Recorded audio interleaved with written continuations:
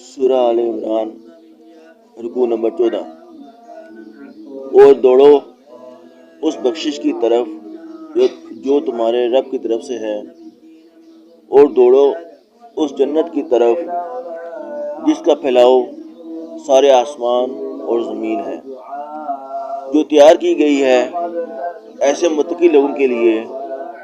جو اللہ کی راہ میں خرچ کرتے ہیں، فراخی میں بھی اور تنگی میں بھی، اور غصہ کو ضبط کرنے والے اور لوگوں کی خطاؤں کو معاف کرنے والے ہیں، اور اللہ جل شانہ محبوب رکھتے ہیں احسان کرنے والوں کو۔ سورہ آل عمران رکوع نمبر 14۔ اور دوڑو اس بخشش کی طرف جو تمہارے رب کی طرف سے ہے، اور دوڑو اس جنت کی طرف جس کا پھیلاؤ سارے آسمان اور زمین ہے، جو تیار کی گئی ہے ایسے متقی لوگوں کے لیے جو اللہ کی راہ میں خرچ کرتے ہیں، فراخی میں بھی اور تنگی میں بھی، اور غصہ کو ضبط کرنے والے اور لوگوں کی خطاؤں کو معاف کرنے والے ہیں، اور اللہ جل شانہ محبوب رکھتے ہیں احسان کرنے والوں کو۔ فائدہ: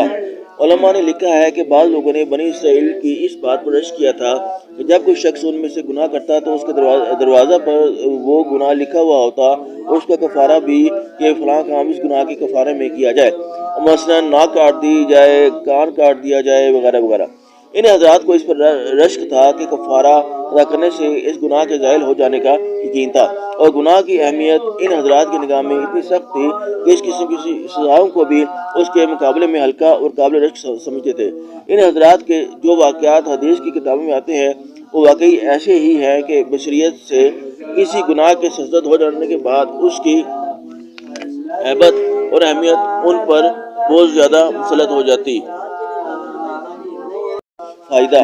علماء نے لکھا ہے کہ بعض لوگوں نے بنی اسرائیل کی اس بات پر رشک کیا تھا کہ جب کوئی شخص ان میں سے گناہ کرتا تو اس کے دروازہ پر وہ گناہ لکھا ہوا ہوتا، اور اس کا کفارہ بھی کہ فلاں کام اس گناہ کے کفارے میں کیا جائے،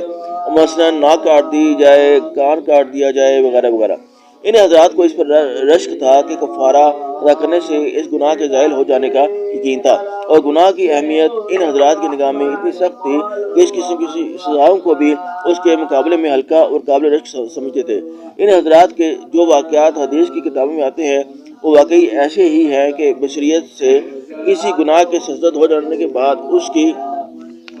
ہیبت اور اہمیت ان پر بہت زیادہ مسلط ہو جاتی۔ مرد تو مرد تھے، عورتوں میں بھی یہی جذبہ تھا۔ ایک عورت سے زنا صادر ہو گیا، خود حضور صلی اللہ علیہ وسلم کی خدمت میں حاضر ہوئی، خود اعتراف جرم کیا اور گناہ سے پاک ہونے کے شوق میں اپنے آپ کو سنگسار ہونے کے لیے پیش کیا، اور وہ سنگسار ہو گئی۔ کیوں؟ اس لیے کہ گناہ کی ہیبت ان کے دل میں بننے سے بہت زیادہ تھی۔